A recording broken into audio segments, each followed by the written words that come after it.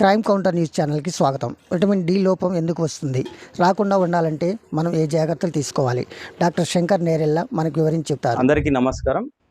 మరియు crime counter news channel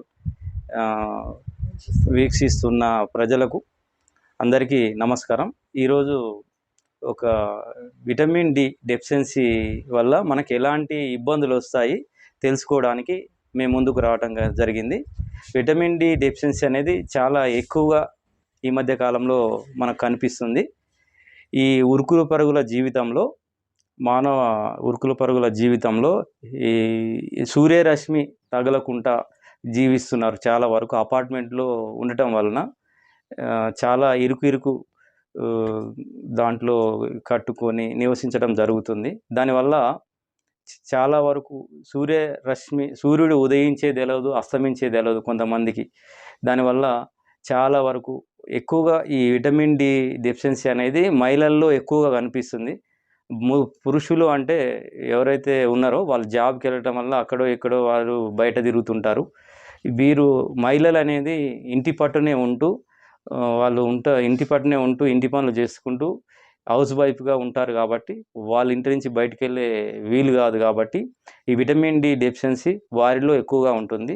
సూర్యరశ్మి తగలకుండా ఉండటం వలన ఎక్కువగా ఎలాంటి ఇబ్బందులు వస్తాయంటే కండరాల పెయిన్స్, కీళ్ళ నొప్పులు, చర్మం పొడి ఆరిపోవటం, మరియు జుట్టు రాలిపోవటం, డిప్రెషన్ కావటం, ఇలాంటి ఈ విటమిన్ డి డెఫిషియన్సీ వల్ల ఇలాంటి ఇబ్బందులు వస్తాయి. దీని నుంచి మనం బయటపడాలంటే ముందుగా ప్రతి ఒక్కరూ విటమిన్ డి డెఫిషియన్సీ నుంచి బయటపడాలంటే ప్రతిరోజు కనీసం ఒక అర్ధగంట అయినా మనకు సూర్యరశ్మి తగిలేలా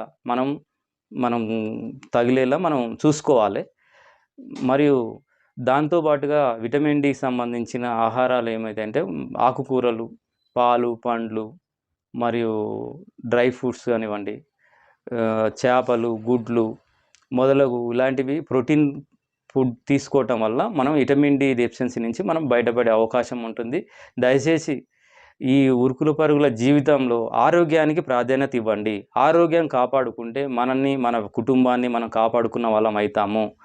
ఎంతసేపు ప్రతి వాళ్ళు విటమిన్ డి డెఫిషియన్సీ అనేది పక్కన పెట్టినా ఇంకోటి ఏంటంటే ప్రతి ఒక్కరూ ఆరోగ్యానికి ప్రాధాన్యత ఇవ్వలేకపోతున్నారు. నాకు బిజీ ఉంది, నాకు టైం లేదు, నేను చేయలేను, వాకింగ్ చేయలేను, ఎక్సర్సైజ్ చేసే టైం లేదని చెప్తున్నారు. దానివల్ల ఏమవుతుందంటే మన ఆరోగ్యం చాలా వరకు 30 సంవత్సరాలు దాటిన తర్వాత ప్రతి ఒక్కరూ వాకింగ్, ఎక్సర్సైజ్, మెడిటేషను మినిమం ఒక గంట సేపు కేటాయించి ఆరోగ్యాన్ని మనం కాపాడుకున్నట్టయితే మన ఆరోగ్యము బాగుంటే మన పిల్లలు, మన కుటుంబము బాగుంటుంది. దాంతోపాటు మన కుటుంబం బాగుంటే సమాజాన్ని కూడా మనం కాపాడిన వాళ్ళు అవుతాము.